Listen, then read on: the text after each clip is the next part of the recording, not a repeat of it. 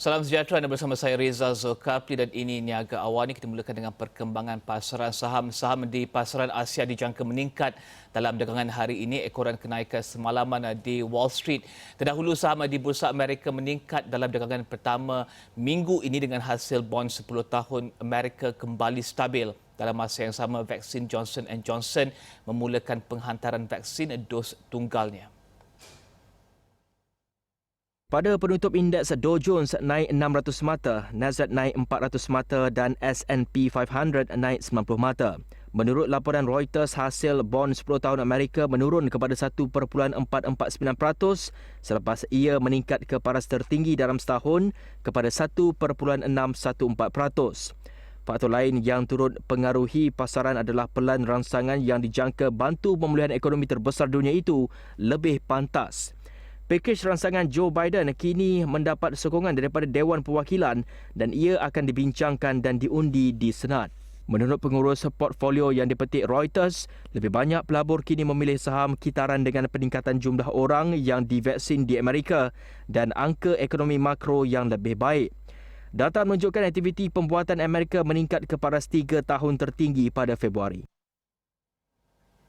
Seterusnya, Wakil Dagangan Amerika yang dipilih Biden, Catherine Tai, komited lawan perilaku dagangan dan ekonomi China yang tidak adil.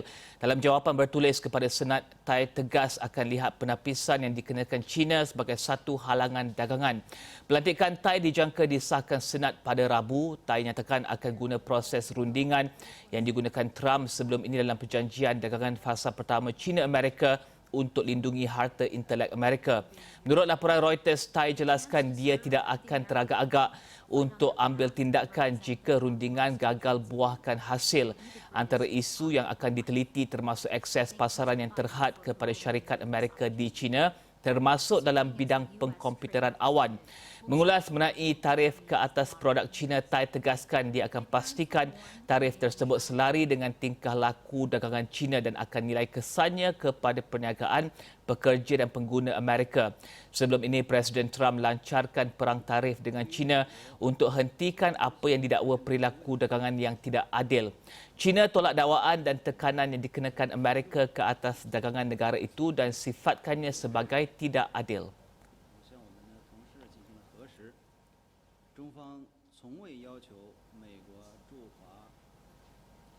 Ketua Pegawai Kewangan Huawei, Meng Wanzhou, kembali ke Mahkamah Kanada untuk memulakan siri pendengaran. Peguamnya dijangka mempersoalkan keputusan untuk mengekstradisi Meng ke Amerika harus dihentikan. Menurut peguamnya, hak Meng Wanzhou telah dilanggar. Kanada menahan anak perempuan pengasas Huawei itu di Vancouver pada 2018. Amerika ingin Meng Wanzhou diekstradisikan untuk berdepan pertuduhan penipuan. Peguam Meng Wanzhou akan menunjukkan sebab kerana kenapa proses ekstradisi tersebut harus dihentikan.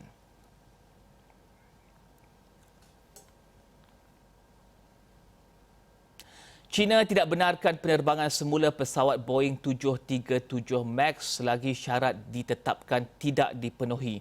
Menurut pentadbiran penerbangan China, ia masih meneliti keselamatan pesawat berkenaan bersama pentadbiran penerbangan Amerika FAA dan kru teknikal Boeing.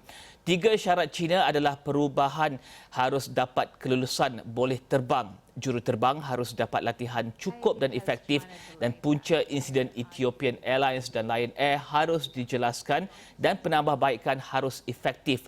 Tambahnya, isu keselamatan dibangkitkan China masih belum diselesaikan sepenuhnya. China dedahkan penilaian perubahan Boeing belum disahkan dan pesawat belum diuji penerbangan di China. China adalah negara pertama menggantung semua pesawat Boeing 737 MAX 8 diikuti 40 negara lain susulan 2 nahas tersebut. Sehingga kini beberapa syarikat penerbangan di Amerika dan Eropah telah tamatkan penggantungan selepas Boeing buat perubahan kepada ciri keselamatan dan kejuruteraan pesawat itu. Penggantungan selama 20 bulan model itu akibatkan Boeing rugi $60 bilion dan pembatalan pesanan 1,200 pesawat.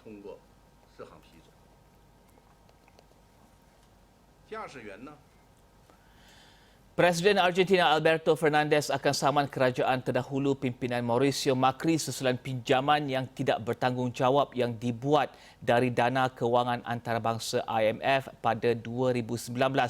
Fernandez umum dia telah arahkan peguam negara mulakan siasatan untuk tentukan siapa yang bertanggungjawab ke atas penyelewengan terbesar dalam sejarah itu.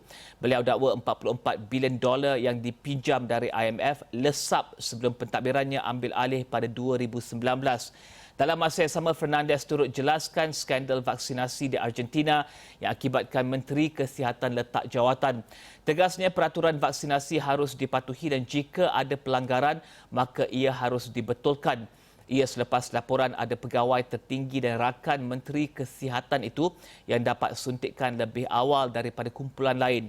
Fernandez turut kritik pengedaran vaksin yang saksikan 90% bekalan vaksin dunia diberikan kepada hanya 10% negara. Dan kita akan berhenti berehat seketika, kembali selepas ini.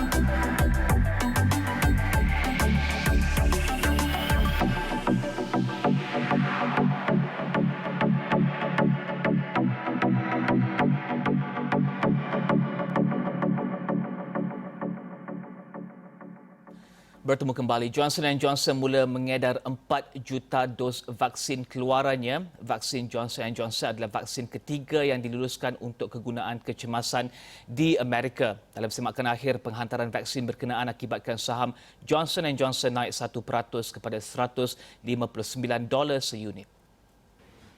Sebelum ini, Menteri Penyelaras Program Imunisasi COVID-19 Kebangsaan Khairy Jamaluddin menjelaskan Kementerian Kesihatan Malaysia sedang memperhalusi kertas terima daripada Johnson & Johnson dan telah meminta ia ditandatangani Menteri Kesihatan Datuk Seri Dr. Adham Baba dalam masa terdekat. Dalam laporan Sinar Harian, Khairy menjelaskan syarikat pengeluar vaksin itu hanya mampu memberikan bekalan vaksinnya dalam jumlah yang sedikit kerana sebahagian besar daripada bekalan vaksin tersebut sudah pun ditempah oleh negara maju lain. Menurut laporan di Associated Press, vaksin Johnson & Johnson yang pertama akan digunakan bermula Selasa. Ia akan menghantar 16 juta dos pada akhir Mac dan 100 juta pada akhir Jun. We deliberately chose for a single dose. It's easy to use. It has simple refrigeration temperature. It can be distributed on a very large scale. And when the full manufacturing activities are ongoing, we can bring it to the entire world and limit and stop the pandemic on a global basis. Pentadbiran Perubatan dan Makanan Amerika luluskan penggunaan vaksin Johnson & Johnson pada Sabtu. Satu dos vaksin ini dilaporkan 85% berkesan melindungi COVID-19 pada peringkat teruk. Berdasarkan data yang didapati daripada kajian yang dilakukan di 3 benua. What's really important to remember about this vaccine is that when we conducted our clinical trials in October of 2020 to about January of 2021, this was during the time when the incidence rate of the virus was really just about at its peak. Johnson & Johnson kini sedang mendapatkan kelulusan penggunaan vaksin tersebut untuk tujuan kecemasan di Eropah daripada WHO. Ia mensasarkan untuk menghasilkan 1 bilion dos pada akhir tahun ini. Johnson & Johnson turut dilapor menguji tahap keberkesanan 2 dos dalam kajian yang berasingan. Ekonomi kedua terbesar dunia China sasar akan vaksin 40% populasinya menjelang Jun menurut Ketua Kumpulan Pakar Suruhanjaya Kesihatan Kebangsaan China. Sehingga kini 52 juta dos vaksin COVID-19 telah diberikan. Ini adalah kali pertama China umumkan sasaran vaksinasi sejak ia laksana kempen imunisasi bersasar pada pertengahan Disember 2020. Menurutnya sehingga kini 3.56% daripada 1.4 bilion populasinya telah divaksin. Ini adalah berbanding Amerika pada sekitar 22%. Menurut Ketua Pusat Kawalan Penyakit China, negara tersebut hanya boleh kembali kepada keadaan hampir normal pada musim panas depan.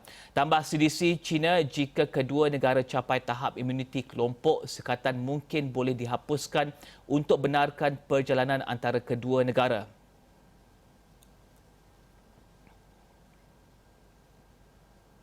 Dan Ketua Pengarah WHO menyatakan rasa kesal apabila orang muda dan dewasa yang sihat di negara kaya mendapat suntikan vaksin COVID-19. Ini terutama apabila kumpulan ini didahulukan daripada pekerja kesihatan barisan hadapan di negara membangun. Tambahnya, negara membangun dan pendapatan rendah seperti Ghana dan Ivory Coast hanya mendapat vaksin COVAX mereka 3 bulan selepas negara kaya seperti UK, Amerika dan Kanada terima vaksin mereka. It's encouraging to see health workers in lower income countries starting to be vaccinated. But it's regrettable that this comes almost 3 months after some of the wealthiest countries started their vaccination campaigns. And it's regrettable that some countries continue to prioritize vaccinating younger, healthier adults at lower risk of disease in their own populations ahead of health workers and older people elsewhere. Countries are not in a race with each other. This is a common race against the virus. Beliau turut lapor untuk kali pertama dalam 7 minggu kes baru COVID-19 meningkat. Ia meningkat di 4 daripada 6 rantau termasuk di Amerika, Eropah, Asia Tenggara dan Timur Mediterranean. Kawasan yang tidak catat peningkatan adalah Afrika dan Barat Pasifik. Dr. Tedros jelaskan WHO akan meneliti punca peningkatan ini namun percaya ia berkaitan dengan langkah kawal COVID-19 yang dikurangkan. Dan jumlah kumulatif kes positif COVID-19 seluruh dunia kini melepasi 114.35 juta kes. Ia berikutan lebih ratusan ribu kes baru dikesan dalam tempoh 24 jam lepas. Data terbaru Johns Hopkins University menunjukkan Amerika Syarikat masih kekal negara paling teruk terjejas dengan lebih 28.64 juta kes. Ini diikuti India dengan 11.11 juta kes dan Brazil dengan lebih 10.55 juta kes. Manakala negara yang melebihi angka 4 juta kes adalah United Kingdom dan Rusia, sementara Perancis, Spanyol dan Itali melebihi 3 juta kes. Turki, Jerman, Colombia, Argentina dan Meksiko mencatat lebih 2 juta kes. Poland, Afrika Selatan, Iran, Ukraine, Peru, Indonesia, Czechia dan Belanda pula antara negara yang merekodkan lebih 1 juta kes positif. Manakala Kanada, Portugal, Chile, Romania, Belgium, Israel, Iraq, Sweden, Pakistan, Bangladesh, Filipina dan Switzerland pula antara negara yang merekodkan angka lebih 500,000 kes.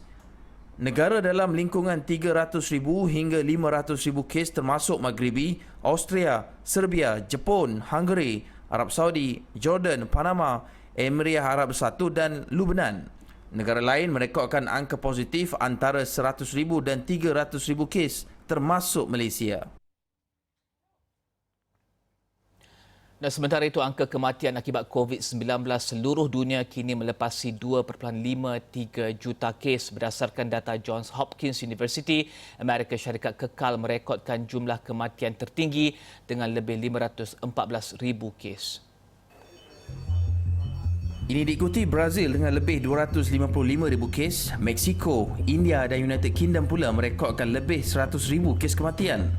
Negara yang merekodkan angka korban melebihi 50,000 kes termasuk Itali, Perancis, Rusia, Spanyol, Jerman, Iran dan Colombia. Manakala negara yang mencatatkan antara 30,000 hingga 50,000 kes kematian adalah Argentina, Afrika Selatan, Peru, Poland dan Indonesia. Selain itu, Turki, Ukraine, Belgium dan Kanada pula mencatatkan lebih 20,000 angka korban. Kebanyakan negara lain merekodkan angka korban di bawah 20,000 kes.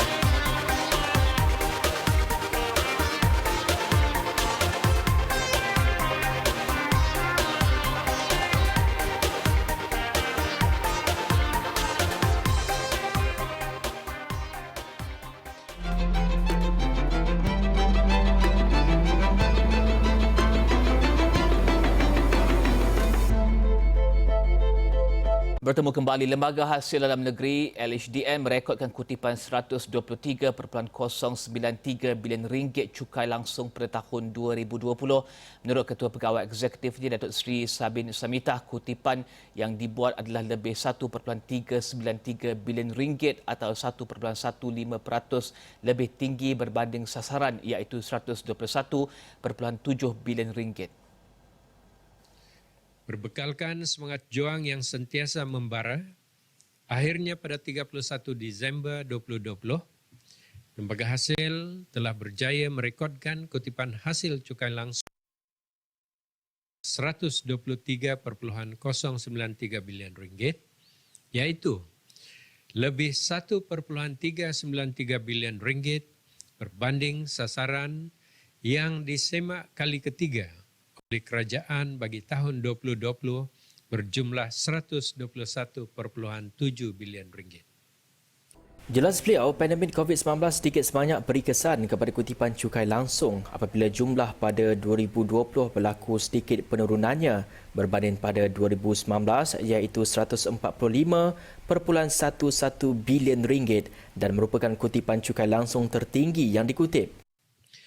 Mendapati cabaran ini, Lembaga Hasil bengkas mengambil tindakan dengan menubuhkan satu jawatan kuasa pengurusan krisis atau ringkasnya CMT Lembaga Hasil Dalam Negeri yang telah memainkan peranan penting dalam memastikan krisis kesihatan yang berpunca daripada COVID-19 ini dapat ditangani secara berkesan di Lembaga Hasil Dalam Negeri Malaysia. Pelbagai risiko baru yang berpotensi menjejaskan organisasi akibat pandemik ini telah dikenal pasti dan diambil tindakan segera demi menjamin operasi teras percukaian dapat diteruskan tanpa halangan. Sabin turut berharap hasil kutipan pada 2020 sebagai pendorong untuk membuat lonjakan berganda agar sasaran cukai pada 2021 berjumlah 143.9 bilion ringgit dapat direalisasikan. Berucap ketika sambutan hari hasil ke-25 LHDN yang dijalankan secara dalam talian, beliau turut mengucapkan ucapan terima kasih kepada kerajaan, seluruh lapisan masyarakat serta warga LHDN kerana menjayakan usaha ini. Dan masih ada industri dan sektor yang tidak kalis krisis ketika pandemik COVID-19. Sebahagian besarnya mencatatkan keuntungan walaupun ketika ketidaktentuan ekonomi. Menurut Menteri Kewangan Tengku Datuk Seri Zafrul Tengku Abdul Aziz, ini disokong dengan peningkatan cukai oleh Lembaga Hasil Dalam Negeri Malaysia melebihi sasaran yang ditetapkan bagi tahun 2020. LHDN catatkan kutipan 123.093 bilion ringgit cukai langsung pada tahun 2020. Kejayaan memperolehi jumlah kutipan cukai disasarkan ini membuktikan bahawa walaupun dalam suasana pandemik masih terdapat industri-industri yang tidak terjejas, malah ada yang mendapat keuntungan besar kesan daripada pandemik tersebut.